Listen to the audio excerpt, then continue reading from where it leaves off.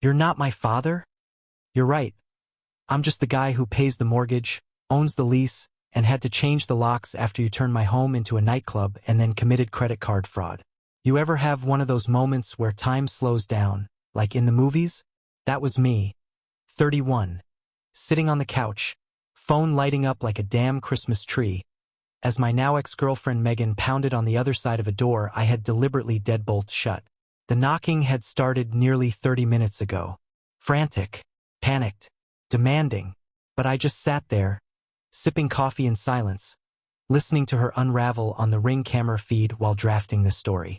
Because if you're going to get accused of being controlling, manipulative, or toxic, when all you ever asked for was basic adult respect, you might as well make the story worth telling. Megan, 28, and I had been together for 2 years. 8 months ago, she moved into my apartment. It wasn't a big dramatic decision, we'd been spending most nights together anyway, and it just made sense.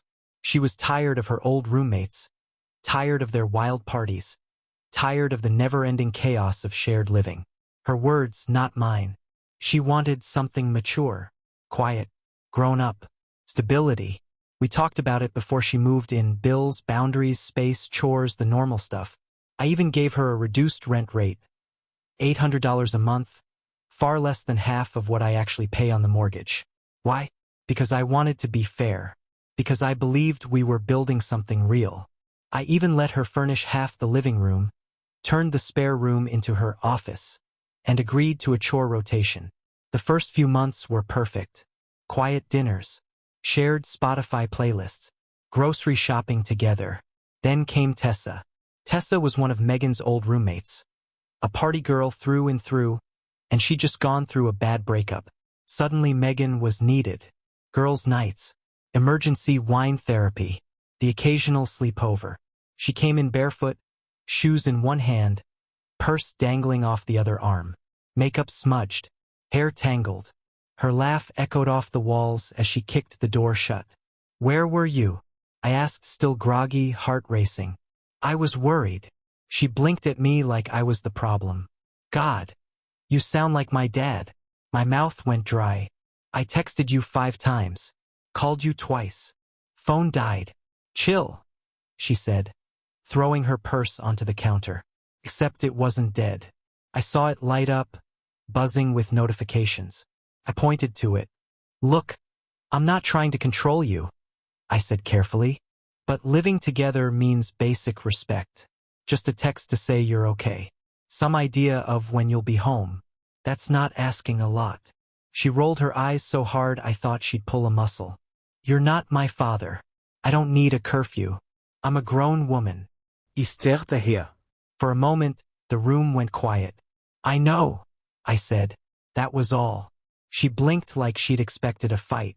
When none came, she mumbled something about being exhausted and passed out on the bed until 2 p.m. But I couldn't shake that one line. "You're not my father." She was right. I'm not her father. But you know what I am? I'm the guy who owns the apartment. I'm the name on the mortgage. I'm the one who pays the HOA, the taxes, the repairs. She's not on any lease. She's not listed as a tenant. Hell, her mail didn't even come here. I was offering a home to someone who didn't think she owed me the basic courtesy of letting me know she was alive. That realization flipped a switch. The next night, she went out again. No explanación. No warning. Just a sticky note on the fridge. With Tessa. Don't be weird about it. I wasn't. I made a list. Step 1, visit the hardware store. Bought a heavy-duty deadbolt, the kind you can only lock from the inside, and one of those chain latches for good measure. Step 2, install it. YouTube University for the win. Step 3, write a short but pointed note. Step 4, pack a bag. Step F. She left around 8 p.m. in a miniskirt and 6-inch heels. I watched from the window as her Uber pulled away. Then I locked the door, activated both the deadbolt and chain, taped the note to the outside, and slipped out the back stairwell with my overnight bag in hand. Drove to my buddy Connor's place.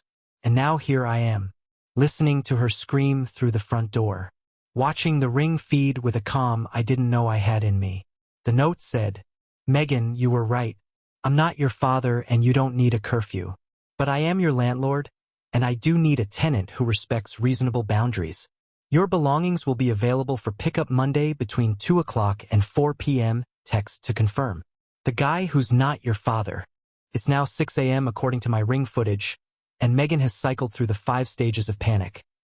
Confused knocking, rereading the note in disbelief, angry pounding, screaming my name, sobbing against the door, rage texting me, calling everyone we know. I turned my phone on silent, but I see the notifications roll in. I haven't said a word yet. I'll wait until Monday. That's when things really start to go nuclear. You turned my apartment into a nightclub, mocked me for caring, then committed felony fraud. Now you're crying on TikTok while I watch you get arrested from my living room. Monday came faster than expected, and with it, the storm I had braced for. By the time the designated 2 p.m. pickup window rolled around, I was more amused than anxious. I'd spent the morning preparing. Her boxes neatly packed, labeled with a Sharpie, stacked by the front door like a return-to-sender shipment of drama I no longer had to carry. I didn't touch her journals or anything too personal. I wasn't spiteful, just done. And when the time finally came, Megan didn't show up alone. No, of course not. She brought her entourage. Tessa, the ride-or-die party partner. Jade, the self-declared empath with the emotional maturity of a sea sponge. Some random dude. I was getting ready for work when I noticed a police car parked outside. Megan was on the sidewalk, gesturing wildly at the officers. I knew. I just knew. Went downstairs with a printout of the property deed on my phone. "Sir," one officer said, "this young woman claims she was illegally evicted from her residence." "She wasn't evicted," I replied. "She was a guest who overstayed her welcome. I own the apartment. She has no lease, no mail, no documentation." Megan jumped in. "I changed my address last month."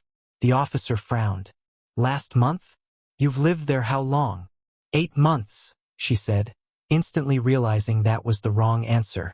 They asked her for mail with her name on it. She didn't have any. Asked for documentation. She showed them Venmo screenshots. The cops squinted at the notes. "For wine glass, pizza night pizza, utilities maybe LOL. Not exactly a legal defense." "Ma'am," the second officer said gently. "Without a lease or any documentation, this is a civil matter at best. There's no legal eviction here." She stomped off, muttering something about lawyers. And then, Tuesday afternoon, she went nuclear. I got a call from my building management. Someone had reported suspicious activity at my unit. Multiple people coming and going at all hours. They suspected I was illegally running an Airbnb. Nice try, Megan. I sent the management my Ring footage. Showed them it had just been me and her. Included screenshots of her social media rant. The manager reviewed it all and said something that made my day. She also tried to convince the front desk she still lived here. "We've banned her from the property."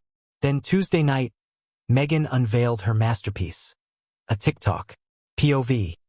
Your abusive ex illegally evicts you, and now you're homeless, broken heart, broken heart, broken heart. She sobbed into the camera. Spliced in old clips of us cooking together. Played sad music over footage of her dragging a suitcase. Tagged me. Claimed I was dangerous.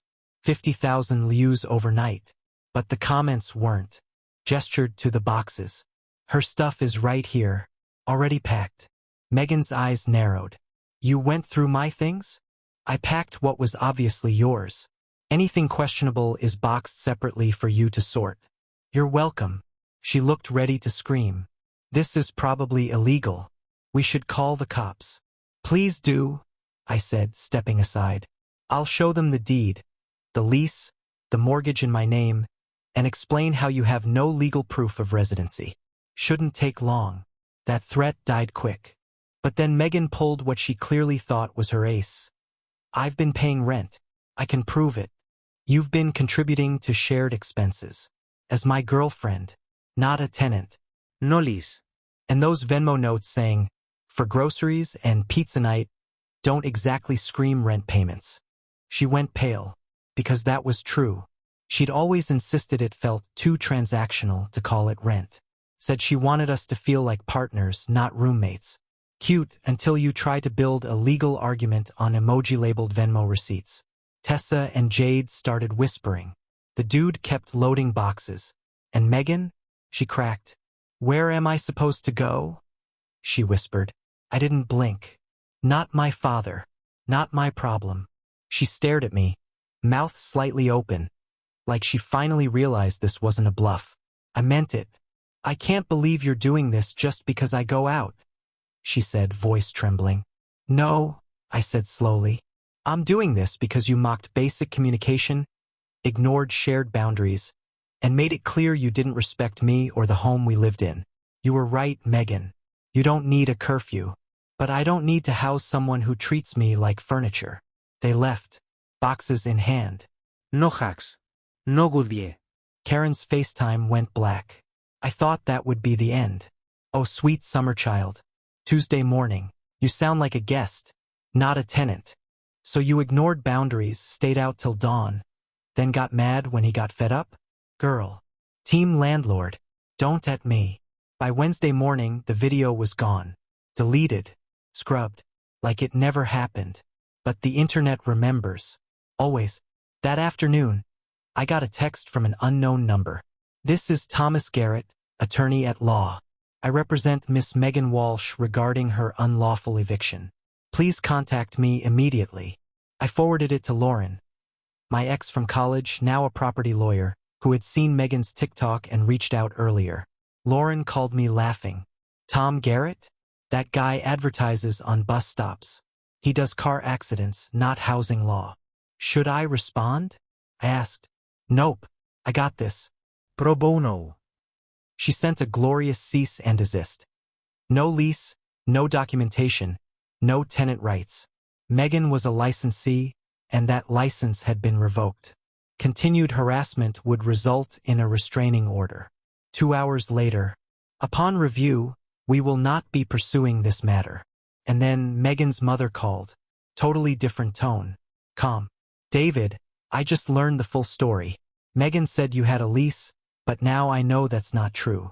I'm sorry for her behavior. She's staying with us now. We're having conversations. I almost felt bad for Karen. Almost. But Megan wasn't done. Friday morning. 47 missed calls. Not from her. From my bank. Sir, did you authorize $3,200 at luxandibags.com? My stomach dropped. Checked my credit card app. Over $8,000 in luxury purchases in 12 hours. Megan had saved my card info on her laptop from when she'd ordered food for us. Never deleted it. Now she was buying designer bags, jewelry, and shoes, shipping everything to Tessa's apartment. I texted her. Me. Using my card is fraud. Return everything or I'm filing a police report. Megan. I don't know what you're talking about. Me. The orders are going to Tessa's address. The same day your fake lawyer backed off. Prove it wasn't you. I file. But poetic justice wasn't done yet. Final update. 2 weeks later. Megan was charged with felony fraud. Her parents hired a lawyer who got it dropped to a misdemeanor. She had to pay full restitution, court fees, and got slapped with probation. Her parents covered it.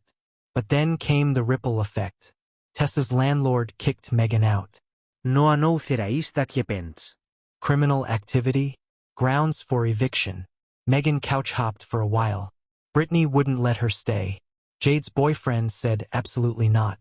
She ended up back at her parents' house. The same house she used to mock. The same suburb she swore she'd never return to. Her employer? That trendy marketing firm downtown?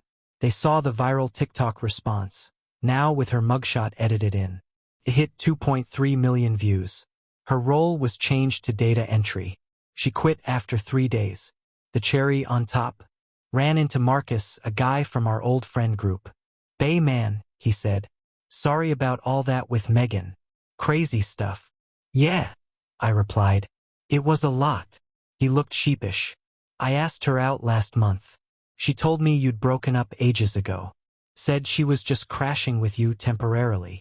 While we were living together, she was setting up her next situation. Now, she's working retail, has no friend group, lives with her parents. Her Instagram bio, once proudly declaring, independent woman, now reads, everything happens for a reason. Yeah. The reason is consequences, babe.